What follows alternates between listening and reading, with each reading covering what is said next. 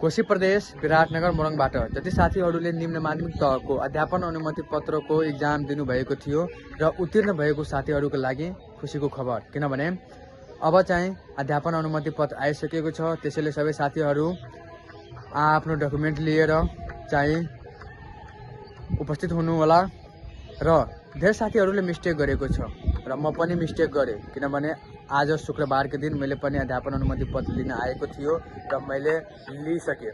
अब चाहिँ सुरुमा मैले राष्ट्र परीक्षा बोर्ड विराटनगरको त्यो के भन्छ कुन ठाउँ हो बरगाछी चौक छ नि, त्यहाँनिर मैले गएँ। तर सबै साथीहरू त्यहाँ जानु हुँदैन, किनभने त्यहाँ दिँदैन। मलाई त्यहाँको म्यामले भन्नुभयो हैन भाइ यहाँ मिल्दिन, त्यो शिक्षा एवं एकाइमा दिन्छ, जुन चाहिँ तपाईँको बस पार्कनिर छ। बस पार्कको ठ्याक्कै पश्चिम जाने बाटो गलीमा रहेको छ, त्यहाँ जानुहोला र त्यहाँ तपाईँले पाउनु हुन सक्नुहुन्छ। त्यसपछि अब चाहिँ धेरै साथीहरूले के डकुमेन्ट चाहियो त्योमा मिस्टेक पनि गरेँ, मैले पनि धेरै मिस्टेक गरेँ।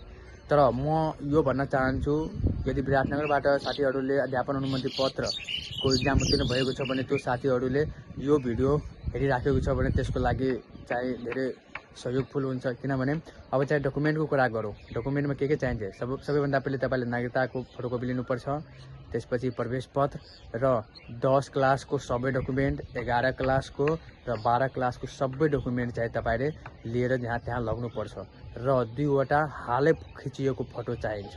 साथीहरू तपाईँहरू मिस्टेक नगर्नु होला र यति सब दिइसकेपछि तपाईँले लास्ट टाइममा यस्तो खालको पाउनुहुन्छ र 100 रुपियाँ तपाईँको रसिद काटिन्छ। त्यसपछि तपाईँलाई यस्तो खालको अध्यापन अनुमति पत्र दिएर बिदा गर्नुहुन्छ।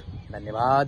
यदि भिडियो तपाईँहरूलाई इन्फर्मेसन लाग्यो, ठिक लाग्यो, राम्रो लाग्यो भने भिडियोलाई सेयर गर्नु साथीलाई र कमेन्टमा आफ्नो राय पनि दिनु र के कन्फ्युज छ, मिस्टेक छ त्यो पनि भन्नु र नयाँ हुनुहुन्छ भने मेरो च्यानललाई सब्सक्राइब गर्नु।